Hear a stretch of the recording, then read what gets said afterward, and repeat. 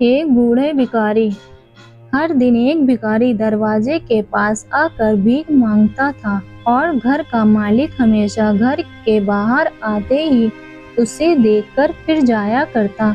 कई बार उसके लिए गालियां भी बकता। वो कहता, तू जिंदा ही क्यों है? पूरी जिंदगी ऐसे ही भीख मांगेगा क्या? धरती का बोझ क्यों बना बैठा है?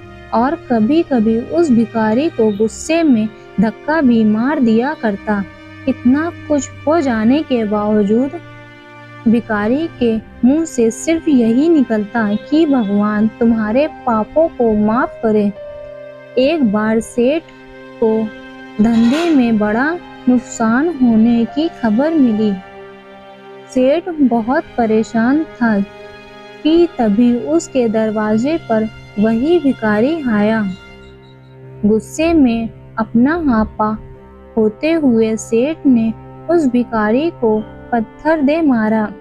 पत्थर लगने के कारण भिखारी का सर फूट गया और उसके सर से खून बहने लगा। फिर भी दर्द से कहराते हुए भिखारी ने इतना ही कहा, भगवान तुम्हारे पापों को माफ करे। भिखारी वहां से चला गया। सेठ सोच में पड़ गया। भिखारी को पत्थर मारा, फिर भी उसने सिर्फ प्रार्थना की। सेठ का गुस्सा शांत हुआ। सेठ का मन शांत हुआ। भिखारी का रहस्य जानने के लिए सेठ ने भिखारी का पीछा करना शुरू कर दिया। भिखारी जहाँ जहाँ जाता, सेठ उसके पीछे जाता। सेठ ने देखा कि कोई उसको खाना देता, कोई उसको मारता, कोई अपमानित करता तो कोई गाली देता।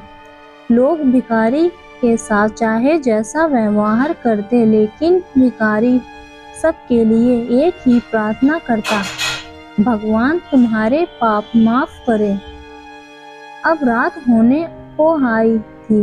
भिखारी अपने घर जाने के लिए लौटा। पीछा कर ही रहा था। एक पुरानी टूटी हुई खटिया पर एक बूढ़ी औरत लेटी हुई थी।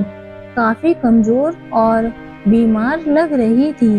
वो भिखारी की पत्नी थी। अपने पति को वापस आता देख वो खाट से उठ खड़ी हुई। पत्नी ने अपने पति को भीख वाले कटोरे में देखा। उसमें सिर्फ आधी बासी रोटी थी। उसे देखकर वो बोली, आज बस इतना ही मिला, और हाँ, आपके सिर से खून निकल रहा है। ये चोट कैसे लगी? बूढ़ा भिखारी बोला, आज बस इतना ही मिला, किसी ने कुछ दिया ही नहीं, बस सब ने गालियां दी और एक नए पत्थर भी फेंकना, इसलिए मेरा सर फट गया। एक गहरी ठंडी सांस लेकर बूढ़ा भिखारी फिर से बोला, ये मेरे ही पापों का फल है। तुम्हें याद है कुछ सालों पहले हम कितने अमीर थे? क्या कुछ नहीं था? हमारे पास हर चीज जरूरत से ज्यादा थी, लेकिन हमने कभी दान नहीं किया, और उससे भी बुरा हमने उस अंधे भिखारी के साथ किया जो हमारे द्वार पर भीख मांगने आया करता था। बूढ़ी पत्नी की आंखों में आंसू आ गए। वो बोली, हाँ, हम उस बेचारे अंधे के साथ बहुत बुरा करते थे, उसका अपमान करते थे, उसे खाने के लिए रोटी की जगह कागज दिया करते, उसका मजाक उड़ाया करते और कभी कभी मारा भी करते।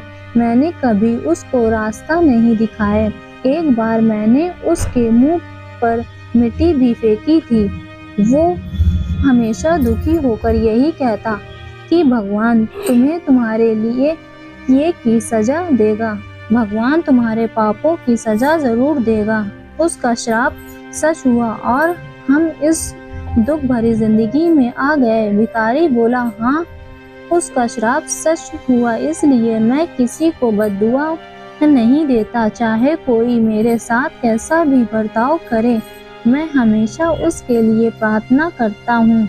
मैं नहीं चाहता कि कोई भी हमारे जैसे जिंदगी का अनुभव करे, किसी को भी हमारे जैसे दुखों का सामना करना पड़े। वो नहीं जानता कि वो कितना बड़ा पाप कर रहे हैं, इसलिए अनजाने में हुए पाप की ऐसी सजा किसी को भी मिले मैं नहीं चाहता। सेठ वहीं पर चुप कर ये सारी बातें सुन रहा था। अब उसे सब कुछ समझ आ गया था। भिखारी और उसकी पत्नी ने वो आधी रोटी मिलकर बांट कर खाए और भगवान को धन्यवाद बोलकर सो गए। अगले दिन बड़ा भिखारी फिर से भीख मांगने गया। सेठ के घर के पास जाते हैं सेठ ने पहले से गरम रोटी या उसके लिए निकाल कर रखी थी।